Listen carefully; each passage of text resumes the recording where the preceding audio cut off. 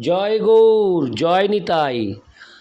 আজ ৮ই শ্রাবণ ১৪৩৩ ও ২৫শে জুলাই ২০২৬ শনিবার, শয়ন একাদশী। এই শয়ন একাদশীর দিন আমি শ্রী চৈতন্য চরিতামৃত পাঠ করছি। আজ আমি পাঠ করছি শ্রী চৈতন্য চরিতামৃতের মধ্যলীলা, দ্বিতীয় খণ্ড, পঞ্চদশ অধ্যায়।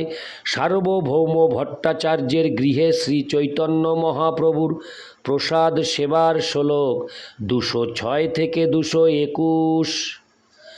হরে কৃষ্ণ কৃষ্ণ কৃষ্ণ হরে হরে, হরে রাম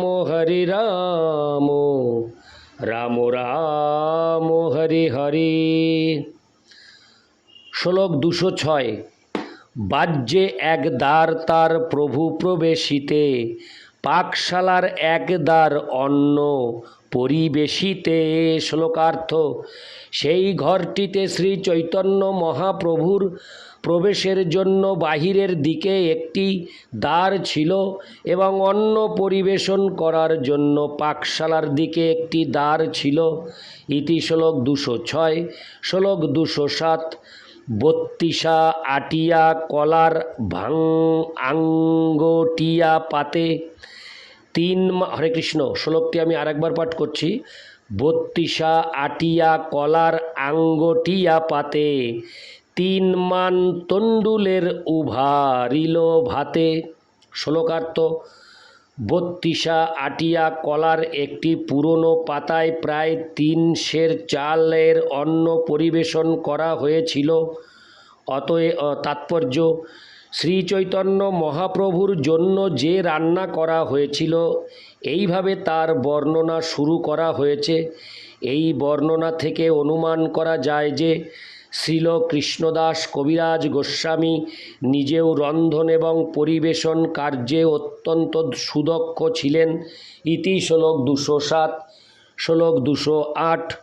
পীত সুগন্ধি ঘৃতে অন্ন সিক্ত কইল, চারিদিকে পাতে ঘৃত বহিয়া চলিল। শ্লোকার্থ: তারপর সেই অন্ন পীত বর্ণ সুগন্ধিত ঘৃতে সিক্ত করা হলো এবং সেই কলা পাতার চারিদিকে ঘি গড়িয়ে পড়তে লাগল। ইতি শ্লোক ২০৮। শ্লোক ২০৯। কেয়াপত্র কলা খোলা ডোঙা সারি সারি, চারিদিকে ধরিয়াছে নানা ব্যঞ্জন ভরি। শ্লোকার্থ: কেয়া পাতা এবং কলার খোলা দিয়ে ডোঙা বানানো হয়েছিল এবং সেগুলিতে নানা প্রকার ব্যঞ্জন পরিবেশন করে সারি সারিভাবে পাতের চারপাশে সাজানো হয়েছিল। ইতি শ্লোক ২০৯। শ্লোক ২১০। 10 প্রকার শাক, নিম্ব তিক্ত শুক্ত ঝোল, মরিচের ঝাল, ছানা বড়া, বড়ি ঘোল। শ্লোকার্থ: 10 প্রকার শাক, নিম পাতার শুক্তো ঝোল, মরিচের ঝাল, ছানা বড়া, বড়ি ঘোল রন্ধন করা হয়েছিল। ইতি শ্লোক ২০৯। হরে কৃষ্ণ। ইতি শ্লোক ২১০। শ্লোক ২১১। দুগ্ধতুম্বী, দুগ্ধ কুষ্মাণ্ড, বেসর, লাফরা, মোচা ঘণ্ট, মোচা ভাজা, বিবিধ শাকরা। শ্লোকার্থ: দুগ্ধতুম্বী, দুধে পাক করা লাউ, দুগ্ধ কুষ্মাণ্ড, দুধে পাক করা কুমড়ো, বেসর, সর্ষে বাটা দিয়ে তৈরি তরকারি, লাফরা, মোচা ঘণ্ট, মোচা ভাজা এবং বিবিধ প্রকার শাকরা মিষ্টতাযুক্ত তরকারি রন্ধন করা হয়েছিল। ইতি শ্লোক ২১১। শ্লোক ২১২।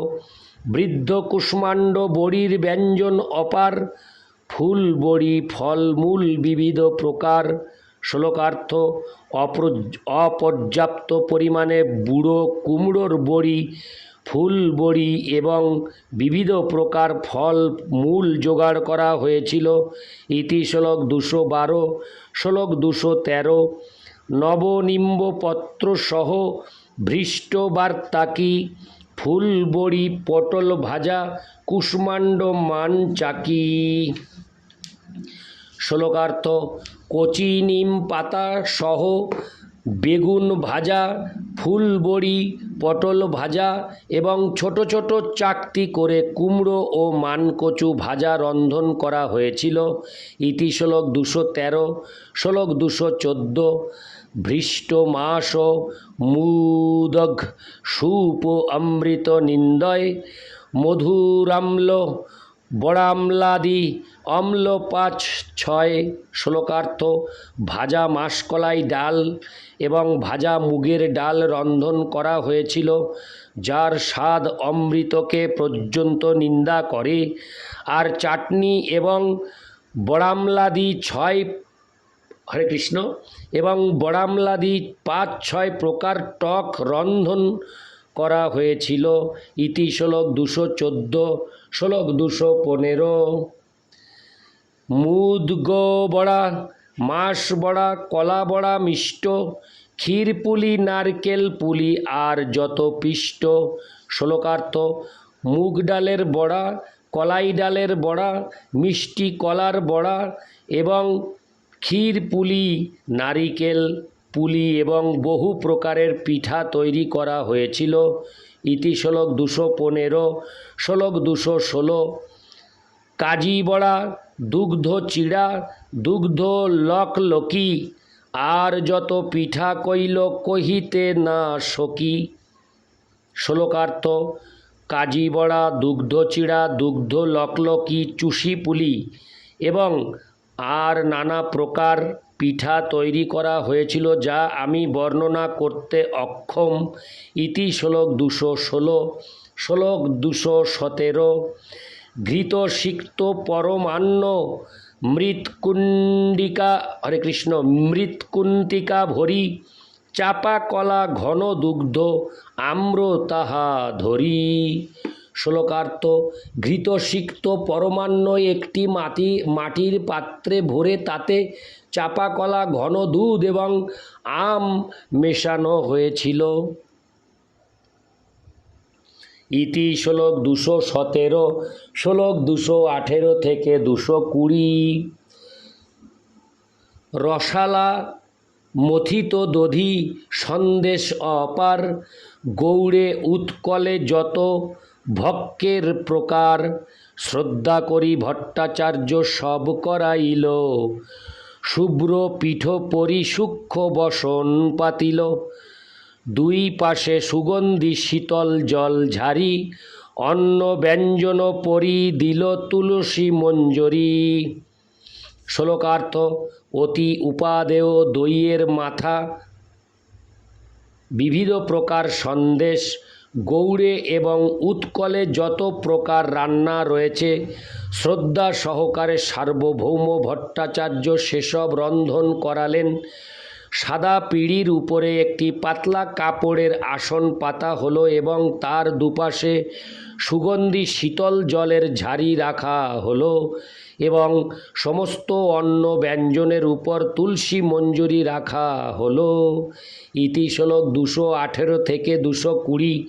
শ্লোক 221 অমৃত গুটিকা পিঠা পানা আনাইল, জগন্নাথ প্রসাদ সব পৃথক ধরিল। শ্লোকার্থ সার্বভৌম ভট্টাচার্য শ্রী জগন্নাথ দেবের প্রসাদ অমৃত গুটিকা পিঠা পানা আনালেন এবং সেগুলি পৃথকভাবে রাখা হলো। তাৎপর্য সার্বভৌম ভট্টাচার্য শ্রী জগন্নাথ দেবের প্রসাদ আনিয়ে তা আলাদাভাবে রেখেছিলেন। কখনো কখনো ভগবানকে নিবেদিত প্রসাদ অধিক পরিমাণে রান্না করা নৈবেদ্যের সঙ্গে মিশিয়ে বিতরণ করা হয়, কিন্তু এখানে আমরা দেখতে পাচ্ছি যে সার্বভৌম ভট্টাচার্য জগন্নাথ দেবের প্রসাদ আলাদাভাবে রেখেছিলেন। শ্রী চৈতন্য মহাপ্রভুর সন্তুষ্টি বিধানের জন্য তিনি বিশেষ করে তা আলাদাভাবে রেখেছিলেন। ইতি শ্লোক 221 হরে কৃষ্ণ হরে কৃষ্ণ কৃষ্ণ কৃষ্ণ হরে হরে, হরে হরে রাম, রাম রাম হরে হরে। জয় গৌর, জয় নিতাই।